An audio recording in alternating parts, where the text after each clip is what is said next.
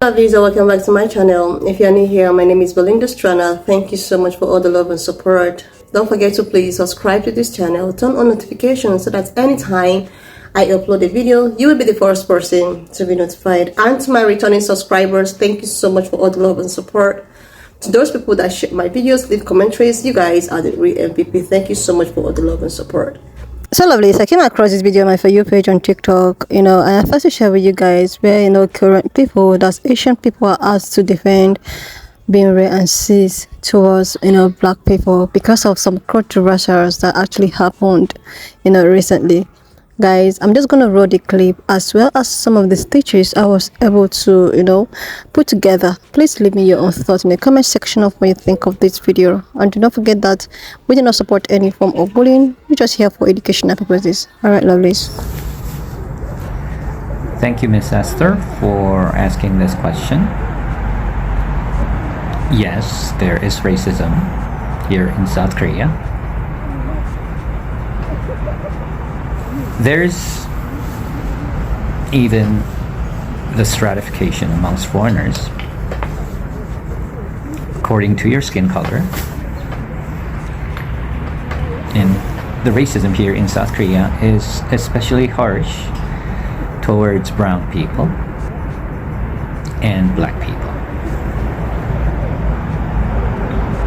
I have no idea what they did to Koreans to deserve such treatments. I really don't know why, but that's the reality here. Now, what about lighter colored people? Are they exempt from the racial discrimination in their everyday living? No. They are still the victims of racism to a lesser degree. It's not as harsh as the racism towards dark colored people, but they suffer a lot even if their skin color is a little lighter. Racism becomes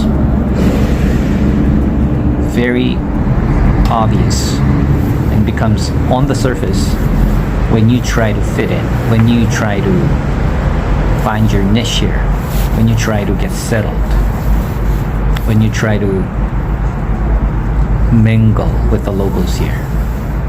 When you are a traveler, you're good to go because you're spending money here. But when you try to become a part of Korea, that's when the racism becomes very obvious to everyone's eyes. So hopefully this is informative, but I've mentioned quite a few times how you deal with this. You want to respect your choice regardless of how others treat you, regardless how others think about you. So in the long run, if you can deal with it in a very healthy manner, it won't be much of an issue. It's still going to be a little cumbersome, but still you can deal with it, and you can become comfortable with such racism if you get used to it, if you can live with it, if you can live comfortably despite the ignorance and the low conscious behavior from the locals. And I believe as the population is just plummeting, especially the Korean ethnicity is disappearing, I believe South Korea is soon to be a very diverse society, way more diverse than it is currently. So the prospect is very bright. Okay, thank you for listening. I'll come back to you guys with more of life in Korea. Have a great day. An embarrassing racism controversy in South Korea today, as this ad clearly depicting a Korean child telling supposedly another Korean child who is much darker in nature to go back to Africa, asking if they're African. This is crazier considering that this ad was for a supplement for kids to take to become lighter. You've heard that right, a supplement in Korea that is sold to make their skin lighter. This is in allusion or in reference to the fact that in Korea, being lighter is better. In East Asia specifically, being light is associated with being wealthy, being better looking, being fair skinned. Obviously, this ad was quickly taken down after a outlash by the public saying, how can you do this in such a modern globalized state? What are your thoughts? I have clear thoughts on this. Obviously, Korea being a single race country, this ad wasn't in consideration of African Americans or Africans, more so in target or feeding off the insecurity of the darker skinned Koreans. Let me know your thoughts. This is a message for my fellow Asian Americans, and it is a hard one to hear. We can both be the victims of racism and racial discrimination and oppress others. Asian Americans are the oppressors of Black and Indigenous people. Now, if you're wondering what is the difference between racism and racial discrimination, the distinction is so important for Asian Americans to understand. Racism is the system whereby negative perceptions about people on the basis of race are upheld to negatively impact their ability to access resources like jobs, housing, and education, and to negatively impact their ability to receive equitable treatment in medical care by law enforcement, in the judicial system, and so on. Racial discrimination, on the other hand, is interpersonal. That's where a person treats other people differently on the basis of their race. And all people are capable of engaging in racial discrimination, but it is only whiteness and proximity to whiteness that gives the privilege to invoke and contribute to racism. And I'll use 2020 as an example. In 2020, because it benefited certain people to scapegoat China for the pandemic, that's white supremacy. Anti-Asian racism was invoked, and that motivated individuals to engage in acts of racial discrimination. And yes, there were Black people who committed anti-Asian hate crimes. As I pointed out, there were way more white people. And I think that all perpetrators of anti-Asian hate crimes should be held accountable. Absolutely. But what I want you to think about is this. There is no one Black person or movement of Black people who could have scapegoated China, leading to the consequences that we felt. First of all, they wouldn't, because it doesn't benefit them. And second of all, even if for some reason it did benefit them, they would not be able to, because in white supremacy culture, that is not a privilege that they are given.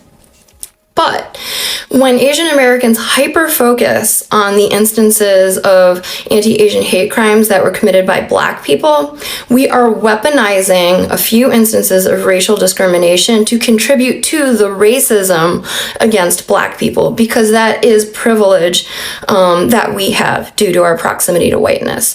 And that's why Asian Americans are oppressors of Black people. If you're being overtly racist, that's pretty obvious, but if you're being complicit in white supremacy, you're hurting Asian Americans and you are oppressing Black people, which is why it's not enough to just not be racist. We all need to be engaging in anti-racist work, because our liberation is tied together. And remember, Asian Americans, we are all oppressors, because it's all of us until it's none of us. This comment was left a couple of months ago, but I only just saw it, and it was left on a video in which I discuss how Asian Americans can participate in both racial discrimination, which is interpersonal bigotry, as well as racism, which is contributing to systemic racism that oppresses Black, Brown, Indigenous, and other people of color. And this ability to contribute to systemic racism that oppresses Black people is important in the ongoing discussion of why Asian American-owned businesses operating in Black communities are problematic. The most well-known way that Asian Americans can contribute to the oppression of Black people is through the model minority myth, which states that Asians can be experiencing things like oppression and poverty, but they are quiet, hardworking, and they don't protest, and because they have strong family values that emphasize things like education and hard work, they are able to pull themselves up by their bootstraps and go from poverty to prosperity, often in one generation, proving that the American dream is true. The negative implication oppresses Black people because it says that if other oppressed groups are not able to achieve the same result, the problem is not systemic within the United States. The problem has to be cultural. What's important to remember is that the model minority myth is exactly that. It is a myth. It involves perpetuating stereotypes and manipulating data to create a misleading picture. And it also oppresses Asian Americans who don't fit the model, which tends to apply narrowly to East Asians who are affluent and often who have paler skin. An issue right now is that there are Asian Americans who are actively contributing to spreading misinformation about anti-Asian violence and who the perpetrators are. And this is oppressing Black people by putting the blame on them, which leads to more policing of Black people. And it's an unfortunate reality that the United States has a history of weaponizing the positionality of Asian Americans to oppress Black people. And this goes all the way back to the 1800s when post-emancipation plantation owners thought that they would recruit Chinese laborers to create competition between Chinese laborers and Black laborers, and hoping that the Chinese laborers would undercut the Black laborers. This competition really didn't come to fruition because Chinese laborers and Black laborers did not fall for the divide and conquer. They demanded the same wages, and when the Chinese laborers weren't given that, they left. And unfortunately, I think what the United States learned after that is to make sure that that type of solidarity and mutual respect never happened again. So starting in the 1950s, we see the manufacturing of the model minority myth. In 1964, the Civil Rights Act passed, and then in 1965, the United States opens the door to Asian immigration, which again puts Asian Americans in the way of opportunities that should have gone to Black people. And with respect to Indigenous people, I basically feel that anybody who is not advocating for Native sovereignty and for treaty rights to be respected is oppressing Indigenous people. Nope, this is not true. This claim, unsupported by facts, is the result of a well-funded misinformation campaign scapegoating Black people for anti-Asian violence. The president, who spread anti-Asian rhetoric that led to the increase in anti-Asian violence, not Black. Robert Aaron Long, not Black. The guy in New York City who attacked 7 Asian American women in one afternoon, not Black. We are done listening to oppressors tell lies about the people whom they oppress. And while Asian Americans did experience the greatest percent increase in hate crimes, do you know who experienced the greatest increase in incidents of hate crime during that same period of time? Black people. And the majority of people who commit hate crimes against Black people is the same as the majority of people who commit hate crimes against Asian Americans. We know who the common denominator is, so stop with the divide and conquer. Like seriously, Lovelies, to the extent of actually, introducing a supplement that is meant to lighten a baby. It's not even lightening adult right now. It's not lightening people that is of age. It's now to introduce a product. Why would a company actually do that? I'm so happy that it's got to be shut down and they were cancelled, and they have to know that this thing that they are doing is so wrong. And don't be even surprised that a lot of people will key into getting these supplements for their younger ones, because of the way at which this society has made it look as if when you're light, when you're fair, when you're white, you are privileged in some certain areas of life. You are lucky. You are privileged to do whatsoever you want to do. You are rich, you are superior, and all of that. But when in fact you are a darker person, you are being oppressed, you have been treated so badly. Just imagine that you are on the verge of being oppressed. You are being discriminated against. Like, you have been racist towards. Like, I am just like an Asian person. a typical Asian person is being discriminated against by, let me just use a Caucasian person, then you still have the audacity to be discriminatory towards someone else. Like, you know the way you feel when someone is actually discriminatory towards you. You know how you feel when someone oppresses you. You know how you feel when someone try to harass you and all of that, all because of the color of your skin. But without even minding the way you feel and all of that, when you see someone you feel that you are better off, or you have more privilege into, you want to do the same thing that you have been done to this kind of person. Like, how cruel is that? Like, how cruel is that?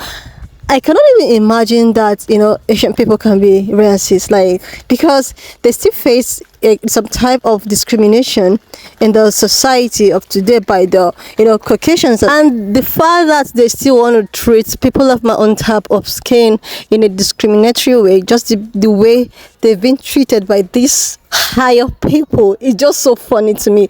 Just imagine that I am being discriminated against, then I want to discriminate someone. Like, it doesn't even make sense. We all are in the same boat together. We all are fighting for one cause. We all want to be free. We all want to be treated well, treated appropriately. So I want to say myself that, okay, or because I feel that I am too, or maybe I'm so different from this person, I have to oppress this person, but I am being oppressed. Like, how is it even possible? That's why in the case of this affirmative action, I keep on using this as a reference, because this thing is something that really happened sometime last year, and it really got to the extent that I was just so disappointed with the whole thing. The way at which this affirmative action and discrimination started, that was the first time I realized that, okay, Asian people have a little bit of this towards black people. I don't even imagine that they have stuff like that, but affirmative action really brought up the kind of people they were. They were thinking that, because they are not getting admitted, or a particular set of people were not admitted into these IB schools, and they were thinking that because of some kind of uneducated or unsmart people of color, or black people are taking their spot, that is the reason why they have not been, admitted into the schools. And they did everything possible with the help of, the people that is using them as a shield. With the help of them, they were able to kick off affirmative action that they felt it was benefiting people of our own, without even them knowing that it was benefiting the white women the most. Until when affirmative action was took off. Then later on, these people stopped getting admitted even after removing that affirmative action. To tell you that it is actually not the black people that you guys are having problem with. We all are in this case together. We all are in this together. We are trying to fight in the same cause. We are trying to be relevant. We are trying to make people to treat us better, just the same way you are trying to do the same thing. But what baffles me the most is that we are trying to fight the same thing you guys are fighting, but when you are given opportunity, you want to do worse. There's a video I posted yesterday where a Caucasian person was actually, counseling an Asian person, telling this person that if they were given the room, if they were given the opportunity, they could have done worse than what the pan-colored people did to black people and all of that. And she was all in defense, like, we can't do that.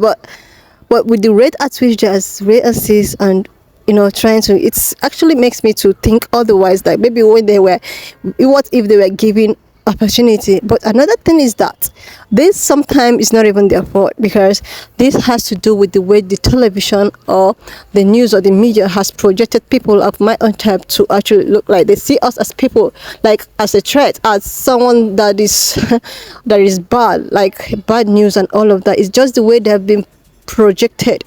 That is just the way that they've been projected them to like believe that we are just the bad guys. I could remember a video that was trending where a black lady was asking these Asian people why is it that they dislike black people. Someone was talking about how it all started from their background. That means growing up, they've been told that these people are actually the bad people. So even without meeting these people that you feel that they are the bad guys, you just, conclude that these people are the bad people. So this has been something that's been there from generations. Maybe growing up, we have to be discriminatory. They have to try to, distance themselves because of what they've been told, because of this particular set of people. This whole thing is just, anyways, lovelies. Why not just leave me your own thoughts in the comment section of what you think of this video. And do not forget that we do not support any form of bullying, harassment, or whatsoever. We're just here for educational purposes. So why not share this video, subscribe, and I want to use this medium to say a very big shout out to my newest subscribers, to those people that share my videos, leave commentaries, educate me the more, because I am actually learning a lot. So thank you so much for all the love and support. I can't thank you guys So if you want to support this channel, you can do that by joining our membership. The membership is open. You can just support the channel by joining the membership. So like this video, subscribe if you're yet to do that, and I will see you lovelies when I upload the next one. Just leave me your own sense in the comment section of what you think of this video, and do not forget that we do not support any form of bullying, harassment, or what. We're just here for educational, informative purposes, guys. Please share this video, subscribe if you're yet to do that, and I will see you lovelies when I upload my next one.